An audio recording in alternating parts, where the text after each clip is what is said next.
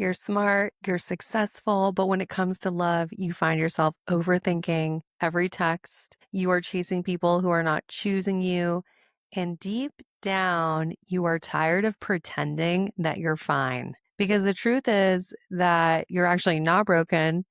There's nothing wrong with you. It's just that your brain is wired for anxious attachment and you are attracting the wrong partners into your life. So this episode today, we are going to dive into the trap that high achieving women find themselves in of being high achieving, having all these amazing results in their lives, but showing up with anxious attachment in their love lives. I think you're going to love this episode, whether you're single, in a relationship.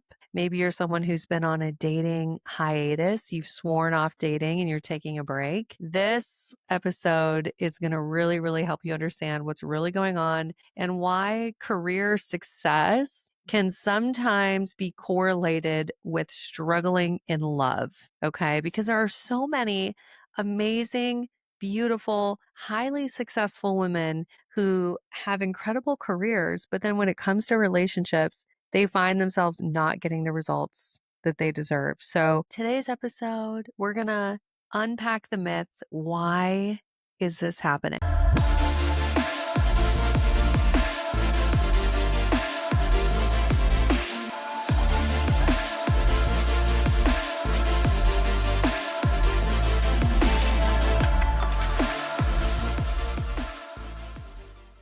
Okay, so you've got the degrees, you've got the promotions, maybe you even have the perfectly color-coded calendar, the fitness routine that you always adhere to. But then when it comes to dating, it's like your brain short circuits.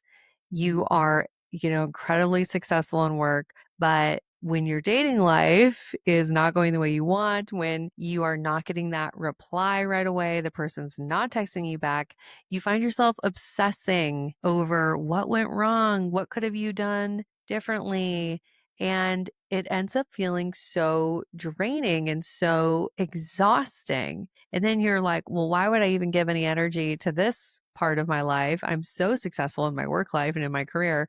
Maybe I'll just go put more energy into that. And then you become even more successful. So inside this episode, I'm going to break down why anxious attachment can show up, particularly for high achieving women, and how to finally break that cycle and become securely attached. So this is really interesting. And by the way, of course I relate to this. You don't just go get your doctorate just because it sounds fun. I've always been high achieving, ambitious. I'm the firstborn child. I'm incredibly driven, and I used to not understand where that came from.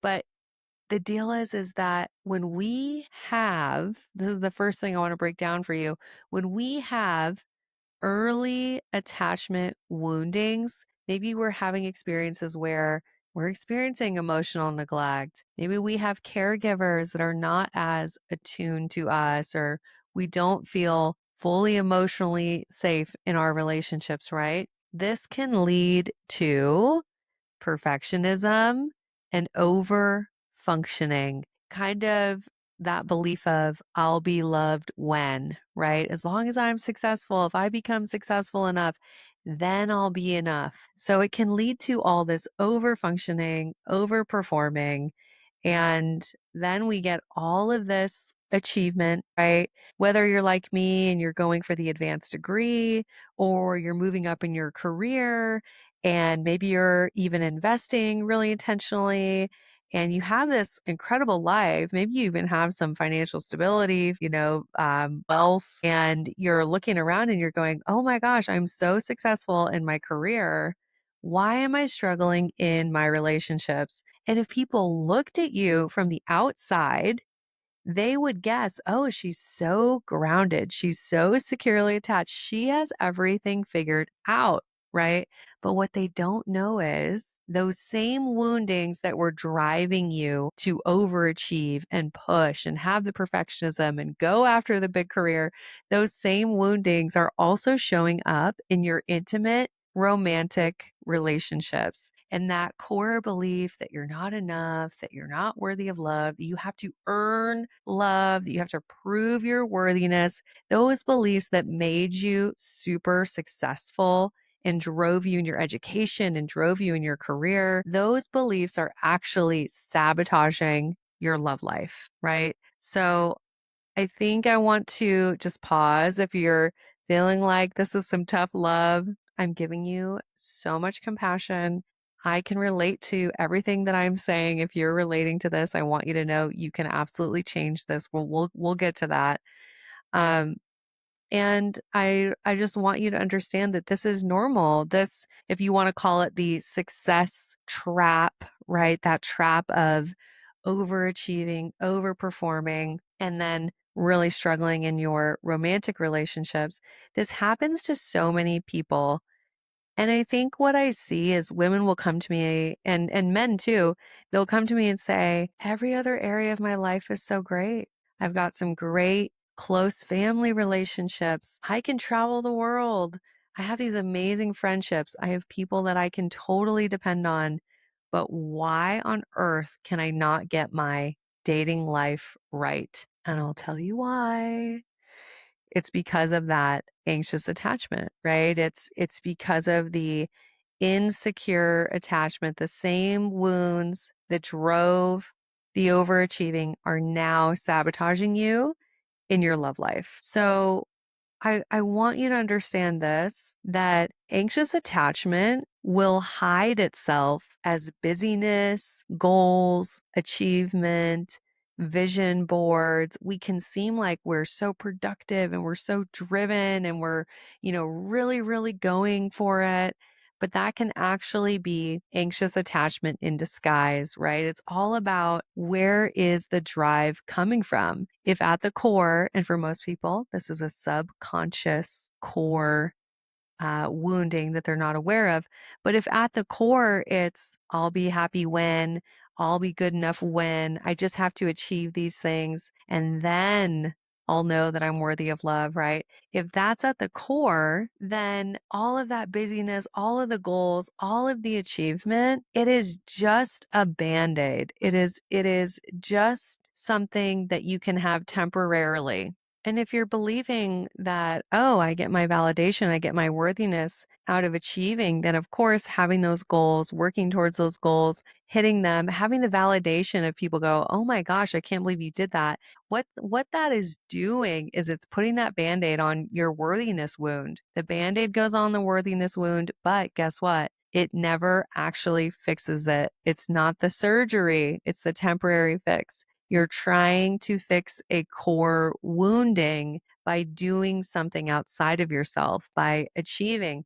So once you get the degree, then it's all about getting the job. Once you get the job, then it's all about getting the raise. Once you get the raise, it's all about moving up and getting the corner office and, earning status amongst your peers. When does it ever end, right? It's all of these external things that you're using as a band-aid for your worthiness wound. And you're going, I'm so successful. I'm achieving all my goals. I'm doing all these things. But what's happening is you're still not attracting the right partners because of those core woundings not being healed. Another thing that can happen for high achieving women is they take the, I can fix it, I can figure this out, I can make anything work.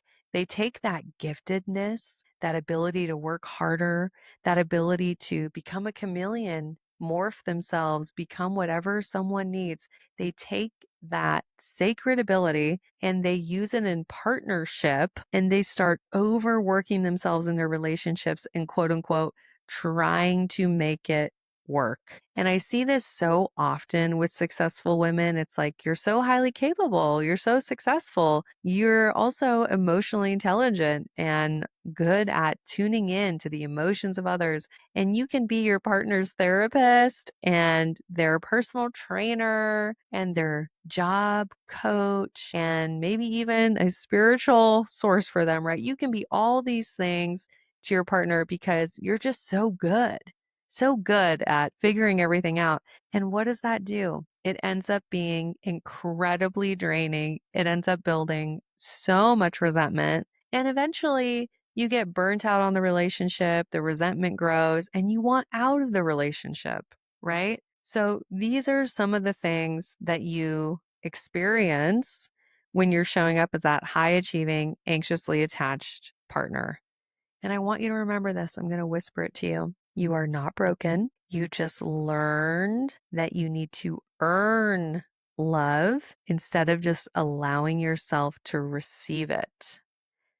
And by that addiction of being addicted to needing to earn love, the compulsion of it, right? You end up seeking out partners who are not emotionally available, who don't have capacity to just give you love. And it fits so beautifully into that lie that you've told yourself that you just have to work harder. You just have to make the relationship work, and then you'll receive love. So you're attracting partners who fit your beliefs and fit your dynamics about what love is and what it means for achieving your worthiness, right? Like it's a partnership that fits the equation that you have for if I work harder, if I'm really, really good, if I help this person heal and help them become a different version of themselves, then I'll be loved, right? I have to work, I have to earn it in order to be loved. So let's talk about this. What are some of the signs that maybe this is you? And for some of you listening, I know you're already like, it's me, Dr. Morgan. Hi, it's me. You're talking about me, and I'm giving you a big hug if that's you. I am sending you so much love.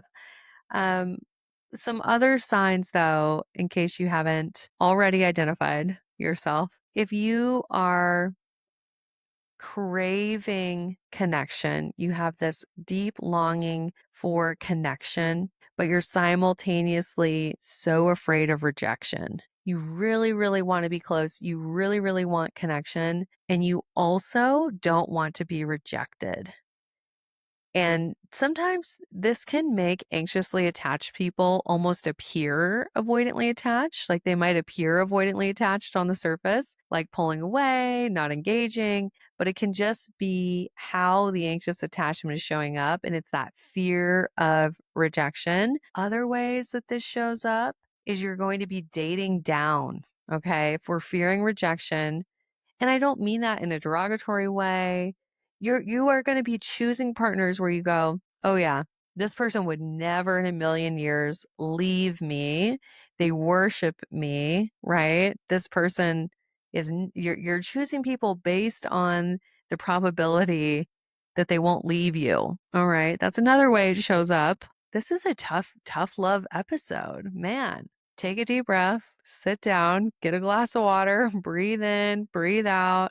I want to give you some more signs. If you are over analyzing texts, if you're looking at their social media behavior, it's so wild. Like I think about all these smart, successful women, they're at their job and they're leading the conversations and they could run a team, right? They've got a presence, they're assertive. And then it's like you go home and you're in this new relationship. And what are you doing? You're looking at what your new partner has posted on Instagram and who liked the photo and trying to see if you can look at the girls' profiles and you're doing like a beautiful mind style board about this new person, and it's completely dysregulating you and causing you to not feel worthy, all these things. It's like, oh my gosh, girl, you just led a meeting today and rocked it and you were super assertive. And here you are, when it comes to love, you are completely devaluing yourself. You're feeling the anxiety. You have the fear of abandonment. And I think one of the hardest parts is that you're wasting so much valuable energy. It's energy that you could be using to take care of yourself. You could be using it on family, friends, planning your next Europe vacation. But no, you're wasting it on spiraling over this relationship. And it's really unfortunate to me.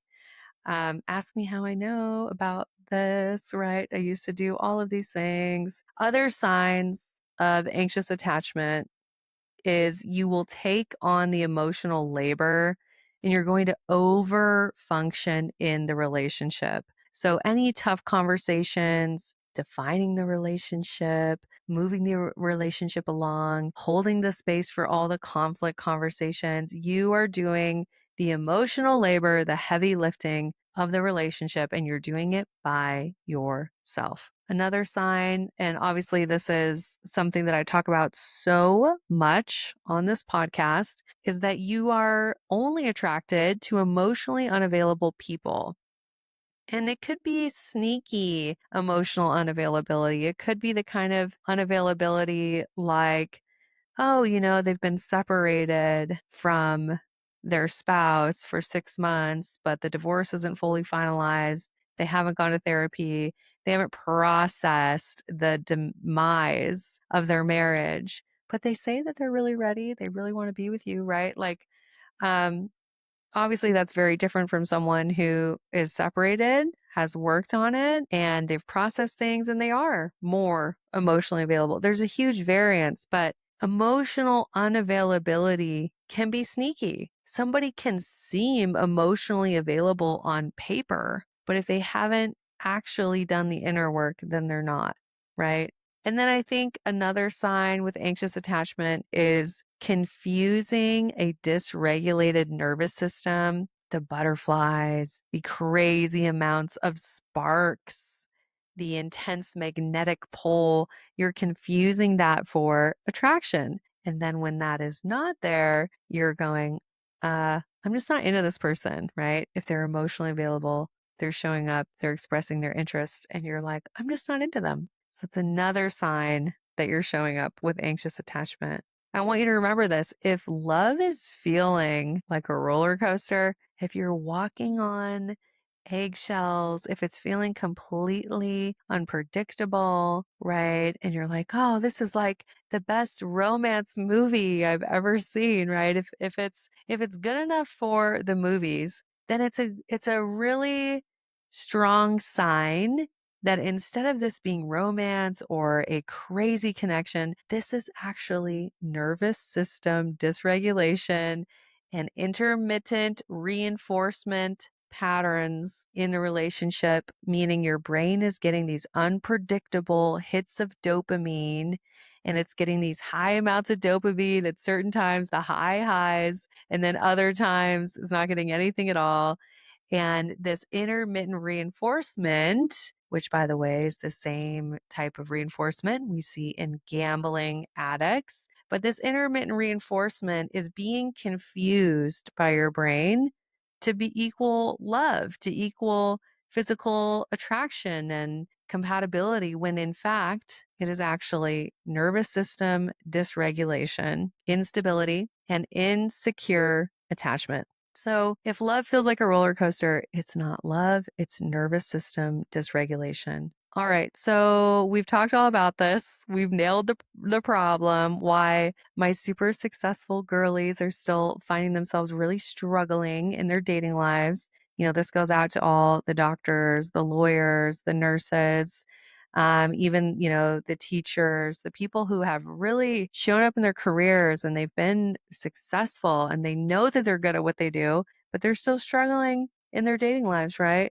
I need you to know this. You did nothing wrong. You are not broken. You can become securely attached. Secure attachment, a regulated nervous system, healthy relationship beliefs. It is not something that you're automatically born with. It is something that is learned. You did not get to decide how your attachment style would be developed. You did not get to decide what were your significant relationship experiences and your early relationship blueprint. You didn't get to decide any of that. So I want you to just have so much compassion for yourself. And I need you to realize this. If you can learn insecure ways of being in a relationship, AKA anxious attachment, which we've been talking about, if you can learn that, you can also learn secure attachment. You can always rewire your brain. You can always become securely attached, but you have to take action on it. You have to decide that you're worthy of doing the work. And I do have a very, very special invitation for you. If you are someone where you're listening to this episode and you're like, okay, Dr. Morgan, I hear you. I do need to do the work. Maybe you've been telling yourself that it'll just get better. It just takes time. The right person will come along, and you're just waiting. But I want you to know this, deep down that it's not just about the right person coming, is it? It's also about you. It's about you becoming that version of you who has let go of the anxious attachment, the overthinking, the fear of abandonment, right? You know that none of that just magically goes away on its own, and that you do have to rewire your brain to become secure. So I want to invite you, this might be your moment to finally rewire your brain, break your dating cycles, and become securely attached. You can apply to the Empowered.Secure.Loved program. We have so many exciting things happening. We now have an app, so you can access everything in our app. I even created a Dr. Morgan AI. You can go in there, and this is available to you when you join the program. You can ask it anything, and I have uploaded its quote unquote consciousness with all of my teachings and content and my book and everything. So you can have 24/7 access to my AI to ask it anything. And trust me, that was not easy to create. So I did that for you all because I want you to have all the support you could possibly need. And this program is that. It is the support, it's the accountability, and it is the proven framework to become securely attached. Don't put it off. This is a really important investment, obviously in your healing, in your peace, but also in your future. The worst thing would be for you to waste another year on someone who cannot love you the way that you deserve. For you to invest emotionally and give and show up and be in a relationship where that person actually just doesn't have capacity to build the kind of relationship you want. I don't want that for you. I want you to become secure, heal in this area of your life, and just get on with it and go out there and build the kind of relationship you've always wanted. So do not wait. We have limited spots. And the application's super easy. You just go to the link in the show notes, apply. It takes about 5 minutes, and you'll be able to have everything that you need right there. So don't wait. The time is now. Okay. I want you to remember that your dating struggles, if you're anything like me, it's like, okay, I'm just not going to tell my friends and family when I'm dating because I know it's not going to work out. That's how it was for me in the past. Like, I'll tell them when I'm getting married because I know the relationship's not going to work. I have so much shame around this. I don't even want people to know I'm dating, right? If you're in that place, if you're embarrassed, if you're like, why haven't I figured this out yet? What is wrong with me? I just want you to know that it doesn't determine your worthiness. We don't like look at people who, this is an extreme example, but it still applies. We don't look at people who have diabetes or even cancer or some kind of medical condition. We don't look at them and say, oh my gosh, they're such terrible people. We go, oh, that's a condition and you need to treat it. And it's the same thing with your attachment style. It's a condition and you need to treat it. And just by ignoring it or thinking it's going to get better, it's not going to get better. Okay. So drop the shame, because when you have the shame, when you blame yourself, then you don't do anything about it. It's nothing to be embarrassed about. It's just to say, that's how I learned to be in relationships. It's no longer serving me. And now I need to go do something about it. Okay. So drop the shame. And I need you to know this, that if you're repeating patterns, if you're like, this is driving me crazy, I'm dating the same guy over and over again, different haircut, maybe he's into a different music genre, but it's the same type of person over and over. We're recreating the same dynamic over and over. I'm not getting the results I want in dating, right? That it doesn't get better until you show up differently. So I just need you to really take that in. Ownership is so powerful when you say, oh, of course I'll get different results in my dating life when I show up differently. Okay, so we've talked about signs, that show that you're anxiously attached in a relationship. We have talked about the truth about why you are not the problem and how it's a simple process here of accepting that it's your attachment style and that you can change it. We have talked about that this is a common thing among high achieving women where they're successful in every other area of their life except their relationships. Now I want to talk about how do we actually break this cycle? How do we break the cycle of the insecurely attached relationship dynamics, break the cycle of wasting our precious time on relationships that go nowhere? That's the thing that makes me the most frustrated for my past self and for you is when your beautiful, precious time gets wasted, right?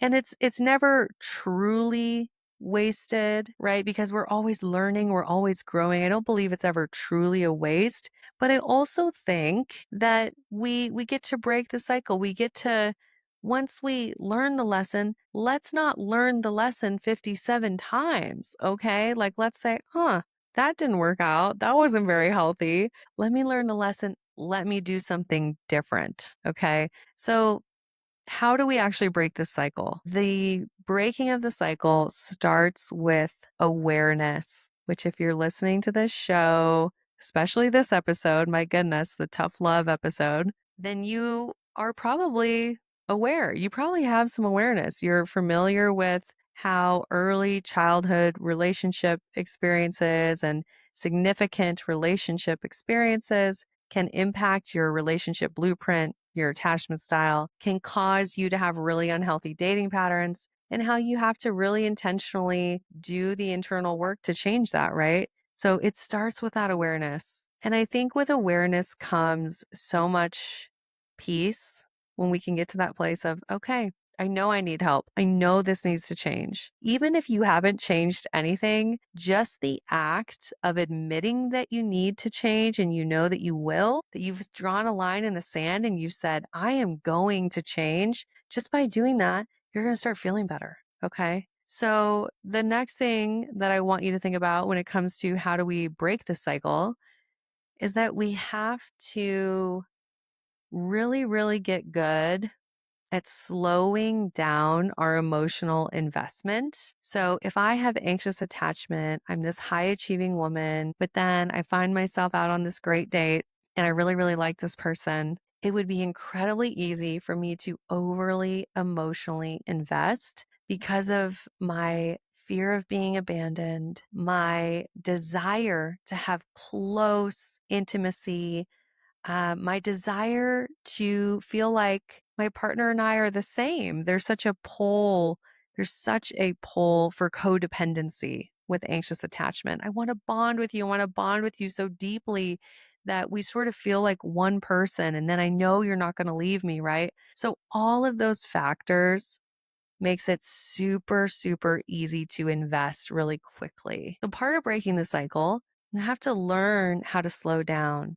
But here's what I know. It's one thing to logically know you should slow down. It's another thing to actually emotionally be able to do it, where you don't just logically know what you should be doing, but you're actually embodying secure attachment. You are intentionally slowing down because you want to, not because you think it's what you quote unquote should be doing, right? So that's why I could give you all the frameworks. I could tell you everything. I could write you out a dating timeline. None of it would matter unless you are internally shifting because, emotional attunement, the secure attachment, the ability to create a healthy relationship, it's such a felt experience. It's about how are you showing up in your nervous system and your energy, and what is the way that you're able to be present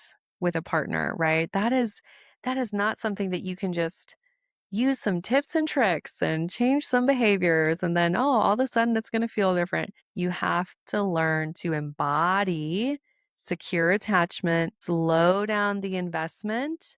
And then you're working on practicing earned vulnerability, meaning you are investing emotionally as you're gathering the data and your vulnerability is earned. And then another thing I want you to think about, this is really powerful on your healing journey, is learning to date with the open palm. This is a really popular concept that I actually talk about. If you want to throw back, go all the way back to episode 409, and I go into detail on what does it mean to date with an open palm. But it's about not pushing people away, not squeezing too tightly, being in that secure mindset of, okay, I'm just gathering the data. And once again, it's one thing to know what you should be doing, and it's another thing to be able to embody that open palm energy.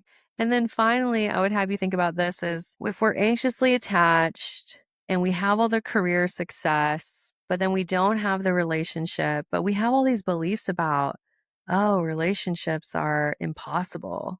Relationships are a waste of energy. Oh my gosh, there's no men out there willing to do the work. You guys, I kid you not. I was at a yoga class, a very interesting yoga class, Kundalini yoga. Have any of you ever done this? Wild, bizarre. Chatting with the instructor afterwards, and she says to me, what do you think about, because she asked me what I did. So I said, hey, I'm a podcast host. I talk about relationships, whatever. So of course she says to me, well, what do you think about the movement of just, I think she said, oh yeah, here's her exact words. The movement of opting out of relationships as a woman. And she's like, and just deciding that I'm just happy with my career. I'm happy with my dog. She's like, there's just and she literally said, I hope she's not listening to this episode. She literally said, there's just so many shit men out there. And honestly, here's my thought. I have so much love for her, so much compassion. I get it. I understand it's hard. She's clearly had some hurt.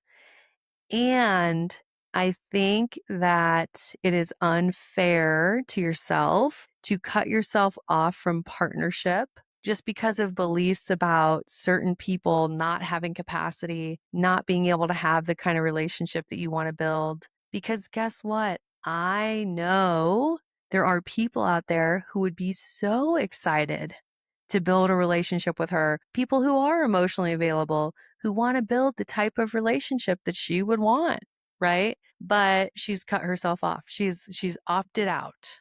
She's opted out completely. And it's easy to do. It's easier, I should say, easier to do when you have the band-aids of the career success. And, talk to her, very successful, owns a business in LA, like very, she's got a lot going on. So she's like, I'm just going to opt out. And those are ultimately band-aids. And I think you rob yourself of the opportunity of who you get to become when you heal enough to relax into a healthy relationship and to allow yourself to receive. Notice I didn't say earn. You allow yourself to receive healthy, emotionally available, secure love. So there are some people listening who really needed to hear this. That, yeah, career success is great. Love it. I think you should be fulfilled in what you do. I think building things and, having an awesome career, amazing. And I don't think it's fair to you to use it as a band-aid to opt out of partnership. And to be fair, I think if you really truly do a ton of soul searching and you've decided that deep down, when you're brutally honest with yourself, that you don't want partnership, good for you. I'm not here to judge anyone's choices, okay? However, if I don't want partnership, I'm opting out and I'm going to use all these other things to fill up my life, but then deep down, you actually do, and you just have beliefs that the kind of partnership you want is not available to you, then that makes me sad. I want to help you, right? Like the kind of relationship you want is available to you, but it's about you healing enough to become a match for it. Okay. So, you guys, I've had some coffee today. The caffeine is going. This is a tough love episode. I'm in my era now of like, I am just going to share with you my real, true thoughts. Let's get vulnerable. We'll be even more vulnerable. And I think it's as I'm entering into my married woman life, I have a lot more clarity, have a lot more reflection, a lot less fear about taking up space, a lot more connected to who I really am. I mean, I'm turning 36 this summer, which is crazy. I want you to hear the truth from me and my honest truth. You don't always have to agree with it, but I want you to really hear the truth and obviously take the things that align with you and help you. So I hope you enjoyed this episode. We talked about a lot. You know, you have to shift your identity to become the secure version of you. That's the only way things start to change. So once again, if you related to this, if you know you need to do the work, come join us inside the Empowered.Secure.Loved program. This is my heart and soul. I have poured so much into this over the years. We've helped over 700 people become securely attached. I had a client get married. I feel like it's just happening all the time, but you know, this one was really special. This was somebody who, when she had come into the program, she was so skeptical. She was so scared. She was like, I don't think my partner exists, Dr. Morgan. You can't tell me otherwise. They don't exist. And then she really showed up. She really did the work. She really internally shifted herself and she met the most incredible man. I get emotional thinking about it. And they have had this beautiful wedding. And they get to build this beautiful, healthy, securely attached love together, all because she decided that her hope was going to be bigger than her fear, that she could hope for healthy love and a beautiful marriage and believe in herself enough to do the work. And she did, and she's happily married. So shout out to her. She's just getting back from her honeymoon. I am sending you so much love. If you didn't know this, we are on YouTube, so you can you can come watch me. You know, if you want to see my hand movements, I like to move my hands a lot when I talk. It's a little bit more engaging. It's like we're sitting down having coffee together. Come hang out with us on YouTube. I'll put the link in the show notes. And of course, if you have a friend that needs to hear this episode, share it with them, right? Like, let your friend know you are here for them. You want them to also do the work and you're in it with them. You can do it together. You can dissect all of the tough love together, all right? But I'm sending you a ton of love and of course, as always, I am wishing you high self-worth and great relationships.